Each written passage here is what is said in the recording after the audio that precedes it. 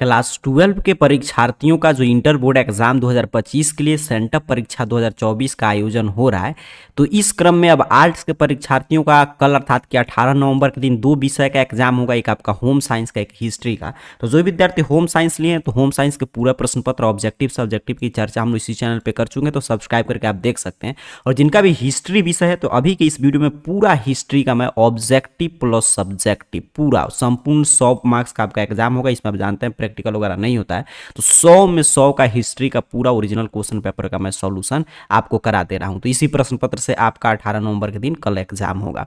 चलिए, विषय code history का 321 है, सेंटअप एग्जाम का यहाँ पे देख लीजिए, इतिहास का आर्ट्स वाले परीक्षार्थियों का ये प्रश्न पत्र है। 100 ऑब्जेक्टिव प्रश्न पूछा गया, एग्जाम में आपको 50 ही बनाना है, बट यहाँ पे मैं पूरा 100 बताऊंगा। आपके इंटर बोर्ड एग्जाम 2025 के लिए प्रश्न महत्वपूर्ण है, तो आपको याद रखना है। 30 लघु उत्तरीय प्रश्न है, 30 में 30 की चर्चा करेंगे, कोई 15 बनाना है आपको। 8 दीर्घ उत्तरीय है जिसमें से 4 प्रश्न का उत्तर देना है, 100 मार्क्स का एग्जाम होगा। चलिए आगे बढ़ते हैं। सेंटअप एग्जाम का हिस्ट्री का ओरिजिनल क्वेश्चन पेपर है।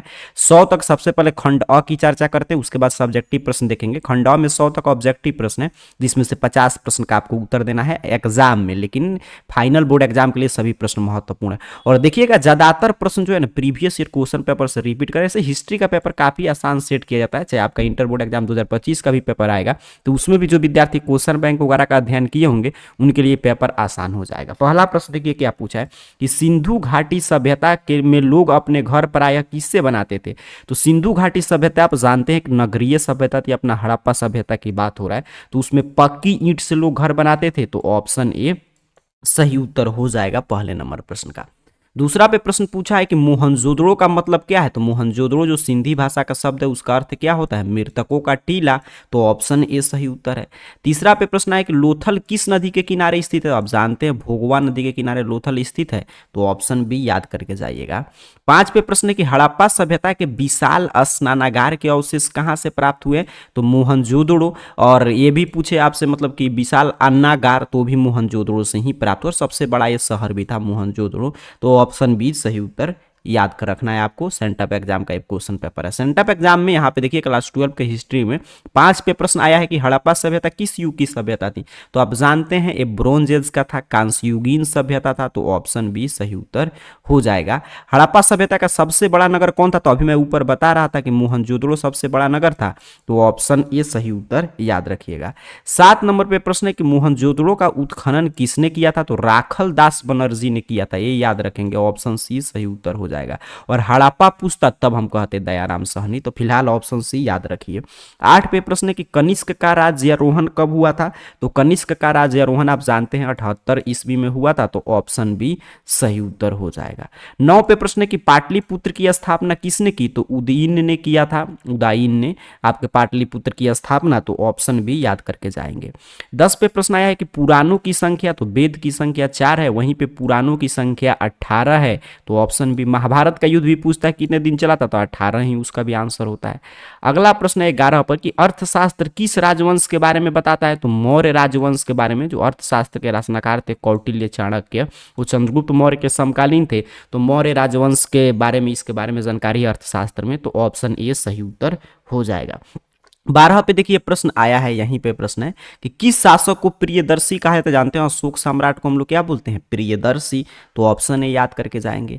13 पे प्रश्न आया है कि कौटिल्य का रचना है। तो अभी ऊपर चर्चा हम लोग कर रहे थे कौटिल्य अर्थात चाणक्य, तो उनकी रचना क्या था आपका अर्थशास्त्र, और मेगास्थनीज की रचना क्या था इंडिका, तो फिलहाल ऑप्शन भी याद रखेंगे। 14 पे देखिएगा प्रश्न आपसे पूछा है कि प्रयाग प्रशस्ति की रचना किसने की थी। तो प्रयाग प्रशस्ति की रचना हरिसेन ने किया था, तो ऑप्शन सी याद रखेंगे। आगे आपके यहाँ पे 15 नंबर प्रश्न है, कह रहे प्राचीन भारत में 9 रत्न किस शासक के दरबार में। देखिए प्राचीन भारत में बताया जाए तो प्राचीन भारत में चंद्रगुप्त द्वितीय के दरबार में 9 रत्न की जानकारी मिलता है, तो उसे ही हम लोग बोलते हैं चंद्रगुप्त विक्रमादित्य, तो ऑप्शन डी दिया है, तो यही सही उत्तर हो जाएगा। 16 पे प्रश्न आया कि महाभारत की रचना किस भाषा में हुई थी। तो आप जानते हैं संस्कृत भाषा में हुआ था, तो ऑप्शन ए सही उत्तर है। आगे बढ़ जाते हैं, अगला प्रश्न देख लेते हैं। 17 पे है कि महाभारत का युद्ध कितने दिनों तक चला था। तो अभी ऊपर हम लोग चर्चा कर रहे थे कि 18 दिन तक चला था, तो ऑप्शन सी याद करके जाइएगा।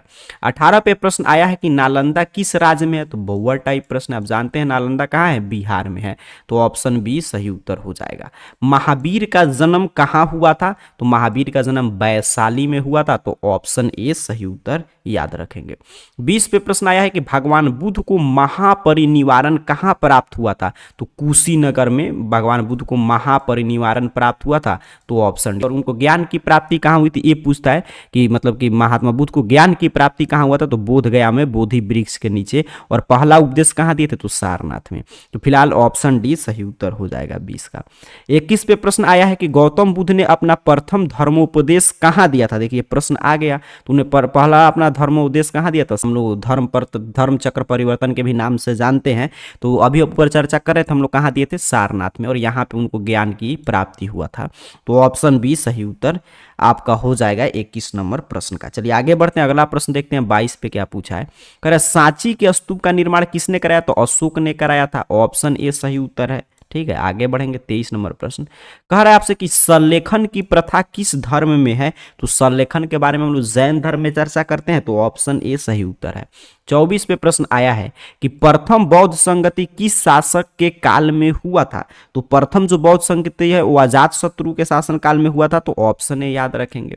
किस देश में बौद्ध धर्म का प्रचलन नहीं हुआ था, तो ब्रिटेन में। आप जानते हैं बौद्ध धर्म का प्रचलन नहीं हुआ ब्रिटेन में, तो ऑप्शन डी सही उत्तर हो जाएगा। 26 पे प्रश्न है कि बुद्ध चरित्र की रचना किसने की थी, तो बुद्ध चरित्र की रचना अश्वघोष ने किया था बुद्ध चरित्र की, तो ऑप्शन बी सही उत्तर हो जाएगा। अगला प्रश्न देखिएगा, थोड़ा सा मैं पढ़ के सुना दे रहा हूँ। कह रहा है कि हीनयान महायान का संबंध किस धर्म से है, तो हीनयान महायान का संबंध आप जानते हैं बौद्ध धर्म के 2 शाखाएं हैं, तो ऑप्शन सी सही उत्तर है। 28 पे प्रश्न आया है कि सूत पिटक किस धर्म से, तो त्रिपिटक जो है वो सभी बौद्ध धर्म से संबंधित है, सूत पिटक, विनय पिटक, अभिधम पिटक, तो ऑप्शन बी सही उत्तर हो जाएगा। 29 पे प्रश्न है कि भारत का नेपोलियन किसे कहा जाता है, तो समुद्रगुप्त को आप जानते हैं भारत का नेपोलियन कहा जाता है, तो ऑप्शन सी याद रख के जाइए। 30 पे प्रश्न आया कि धम्म महापात्रों को किसने नियुक्त किया था, ये प्रश्न तो हम लोग चर्चा भी किए थे, तो अशोक हो जाएगा, और का ऑप्शन बी सही उत्तर है 30 का। चलिए आगे बढ़े, अगला प्रश्न देखते हैं 31 पे क्या प्रश्न पूछा है। कह रहा है जीवक वैद्य किस वंश के काल में था, तो जीवक वैद्य जो था वो हर्यक वंश के शासन काल में था, तो ऑप्शन सी आपको सही उत्तर याद रखना है। चलिए आगे बढ़ जाते हैं, अगला प्रश्न देख लेते हैं 32 नंबर पे। तो 32 पे प्रश्न आपसे पूछा है किस शासक के काल में इब्न बतूता भारत आया था, बिन तुगलक के काल में आया था, तो ऑप्शन डी याद रखेंगे। 33 का ऑप्शन डी सही उत्तर हो जाएगा। 32 नंबर प्रश्न था, यहाँ पे देख लेंगे 32 पे था, 33 नहीं 32 नंबर है, क्योंकि यहाँ पे हम लोग चर्चा किए थे आपका 31 नंबर, तो 32 नंबर था, तो मोहम्मद बिन तुगलक बिल्कुल सही। आगे बढ़ते हैं 33 नंबर प्रश्न देखते हैं। कह रहे आपसे कि कुतुब मीनार का निर्माण किस शासक के समय पूरा हुआ था, तो कुतुब मीनार का निर्माण इल्तुतमिश के समय पूरा हुआ था, तो ऑप्शन बी सही उत्तर हो जाएगा। 34 पे प्रश्न आया है कि आईने अकबरी की रचना किसने की थी, तो आईने अकबरी जो 5 भागों में विभक्त है, इसकी रचना अबुल फजल ने किया था, तो ऑप्शन सी सही उत्तर हो जाएगा। अब देखिए अगला प्रश्न पूछ लिया कि आईने अकबरी कितने भागों में विभक्त है, तो अभी मैं बता रहा था 5 भागों में। चलिए अकबर का कार्यकाल क्या था, अकबर का जो शासन काल था उसका समय क्या था, तो ये था 1556 से लेकर 1605, तो ऑप्शन ए सही उत्तर दिया गया है। आगे बढ़ते हैं, देखिए 37 पे क्या प्रश्न पूछा है कि इलाही सिक्का किस धातु का बना था, तो इलाही जो सिक्का था वो आपका गोल्ड मतलब सोना धातु का बना था, तो ऑप्शन ए सही उत्तर हो जाएगा। 38 पे प्रश्न है कि भारत में तंबाकू किसके द्वारा लाया गया था, तो पुर्तगालियों के द्वारा लाया गया था, तो ऑप्शन बी याद करके जाइए। 39 पे प्रश्न आया कि शेर शाह सूरी ने भारत को अपना शासन कब स्थापित किया था, शेर शाह सूरी जो है भारत में अपना शासन वो 1540 में स्थापित किया था, तो ऑप्शन ए पे दिया है, तो यही सही उत्तर हो जाएगा।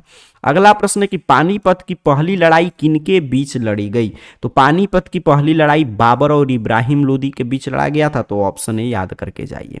41 पे प्रश्न आया कि चौसा का युद्ध कब लड़ा गया था, तो चौसा का जो युद्ध है वो 1539 ईस्वी में लड़ा गया था, 1539 में, तो ऑप्शन डी सही उत्तर हो जाएगा।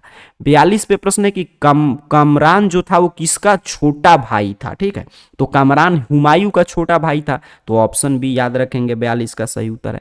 43 पे प्रश्न आया है कि हल्दी घाटी के युद्ध में किसे परास्त होना पड़ा, तो हल्दी घाटी के युद्ध में आप जानते हैं राणा प्रताप को परास्त मतलब हारना पड़ा था, तो ऑप्शन सी सही उत्तर हो जाएगा। चलिए आगे बढ़ते हैं, अगला प्रश्न देखते हैं 44 नंबर। कर मेहरू निशा किसका नाम था, तो मेहरू निशा नूरजहां का नाम था, तो ऑप्शन सी सही उत्तर है। 45 पे प्रश्न है कि विजयनगर साम्राज्य में कितने वंशों ने शासन किया था, तो विजयनगर साम्राज्य में कुल 4 वंशों ने शासन किया था, तो ऑप्शन बी सही उत्तर हो जाएगा। करेक्ट, कृष्णदेव राय किस वंश का शासक था? तो कृष्णदेव राय भी विजयनगर साम्राज्य से ही संबंधित है, लेकिन ये तुलु वंश के थे, तो तुलु ऑप्शन सी पे है, तो यही सही उत्तर है। 47 पे प्रश्न आया है, यहाँ पे देख लेंगे, तो इसका ऑप्शन सी था। 47 पे प्रश्न है, विजयनगर साम्राज्य में किस शासक ने स्वयं को आंध्र भोज कहा था? तो कृष्णदेव राय ने स्वयं को आंध्र भोज कहा था, तो ऑप्शन डी सही उत्तर हो जाएगा। 48 पे प्रश्न है कि अफनासी निकेतन किस देश का यात्री था? ये आपसे प्रश्न पूछा जा रहा है कि अफनासी जो निकेतन था वो किस देश का यात्री था। ठीक है, तो 48 नंबर प्रश्न का ध्यान से देखेंगे तो ऑप्शन सी पे सही उत्तर है। ये रूस का था और शायद घोड़ा का व्यापारी था, तो ऑप्शन सी सही उत्तर हो जाएगा। 49 नंबर पे प्रश्न है, यहाँ पे है, आमुक्त मलयादा किसने लिखा था? तो आमुक्त जो मलयादा है ये आपकी कृष्णदेव राय की रचना है, तो ऑप्शन सी याद रखेंगे। 50 पे प्रश्न आया है कि उत्तर भारत में भक्ति आंदोलन किसने प्रारंभ किया? तो उत्तर भारत में भक्ति आंदोलन रामानंद ने प्रारंभ किया था, तो ऑप्शन भी याद करके जाइएगा।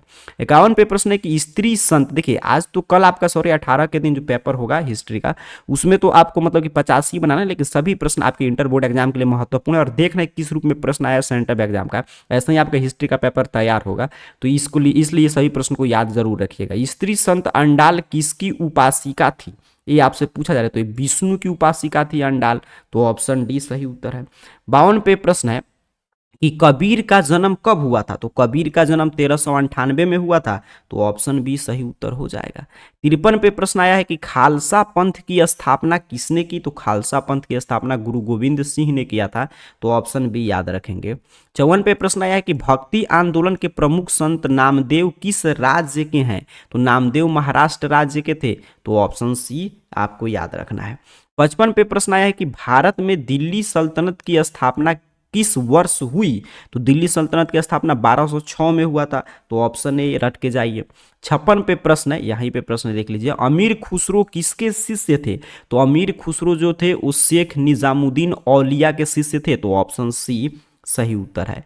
57 पे प्रश्न है कि विजक के बारे में किसके मतलब विजक में किसका उपदेश संग्रहित है? तो आप जानते हैं कबीर का जो उपदेश संग्रहित किया गया उसे विजक बोलते हैं, तो ऑप्शन ए सही उत्तर हो जाएगा।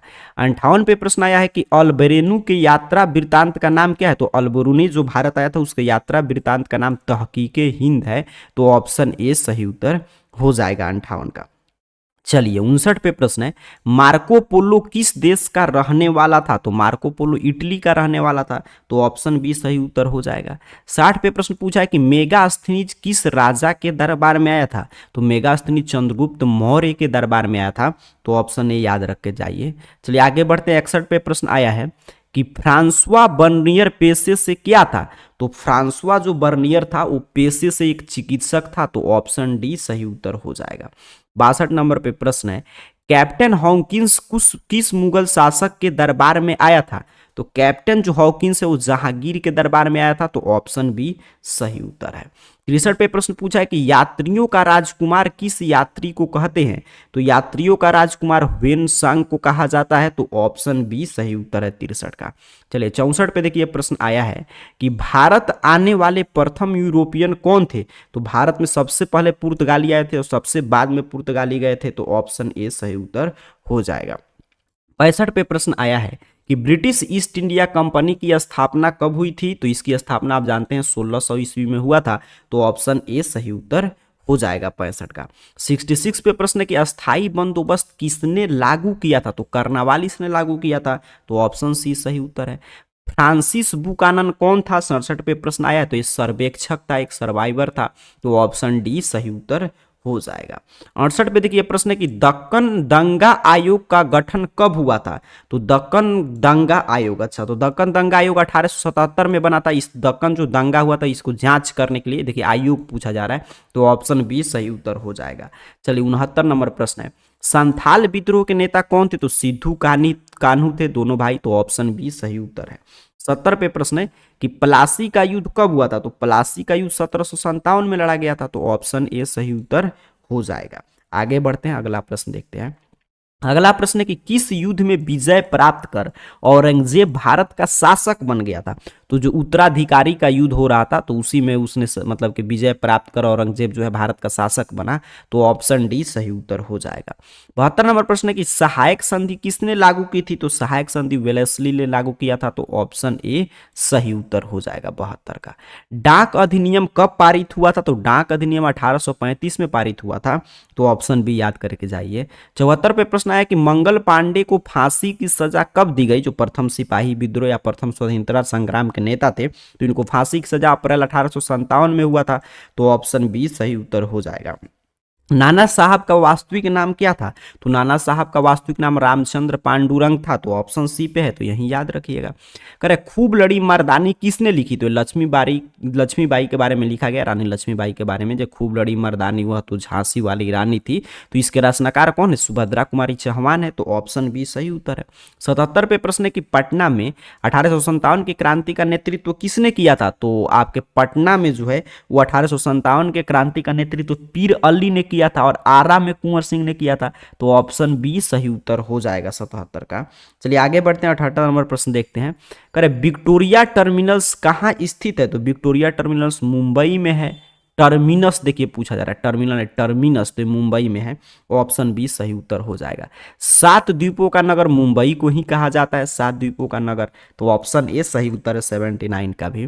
80 पे प्रश्न आया कि भारत में रेलवे की शुरुआत तो 1853 में हुआ था, आप जानते हैं मुंबई से थाने के बीच में चला था सबसे पहले रेल, तो ऑप्शन सी सही उत्तर हो जाएगा।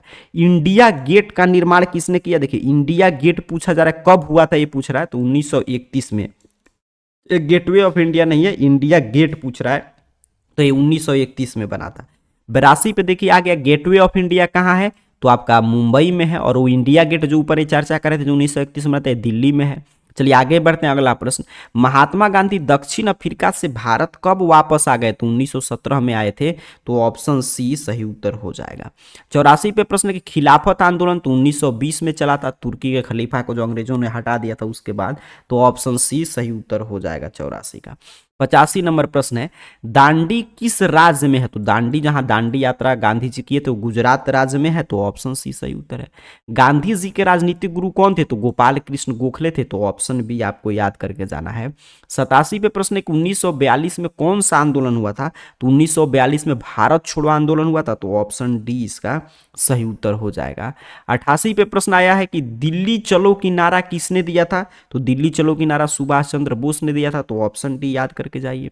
89 पे प्रश्न है कि गांधी जी 1917 में चंपारण किसके अनुरोध पर आए थे, तो राजकुमार शुक्ला के बुलावा पे आए थे, तो ऑप्शन बी सही उत्तर हो जाएगा।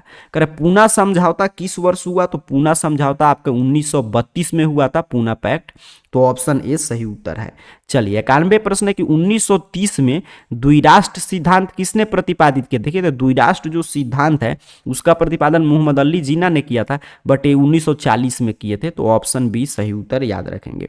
92 पे प्रश्न आया है कि क्रिप्स मिशन भारत कब आया था, तो क्रिप्स मिशन जो है ये भारत आया था आपके 1942 में, और ये असफल रहा, तो इसके बाद 1946 में कैबिनेट मिशन आया जिसके तहत आपका संविधान सभा बना था। 93 पे प्रश्न है कि लॉर्ड एटली इंग्लैंड के प्रधानमंत्री कब बने, तो ये 1945 में बने थे, तो ऑप्शन सी सही उत्तर हो जाएगा। चलिए 94 नंबर प्रश्न है कि पाकिस्तान के प्रथम प्रधानमंत्री कौन थे, तो आप जानते हैं लियाकत अली थे, तो ऑप्शन बी सही उत्तर हो जाएगा।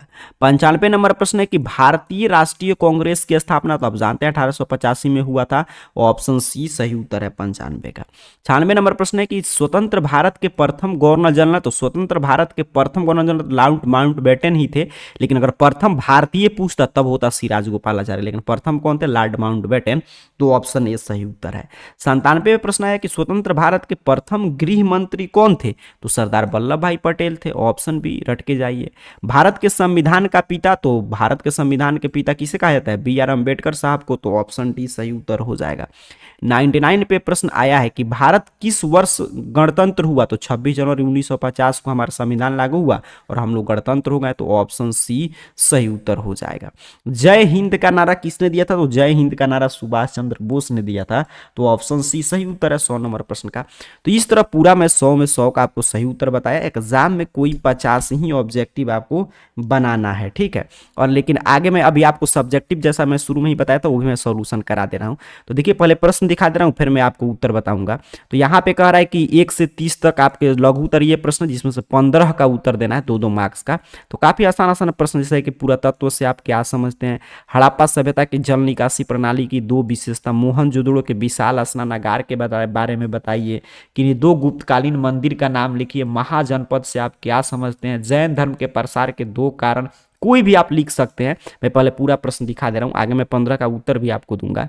दिन ए इलाही से आप क्या समझते हैं, अकबर के काल में भूमि के वर्गीकरण को स्पष्ट करें, ताजमहल किसने और कहां बनवाया। देखिए कितना आसान प्रश्न है। मुगल दरबार में जो झरोखा दर्शन हम लोग पढ़ते हैं वो क्या था।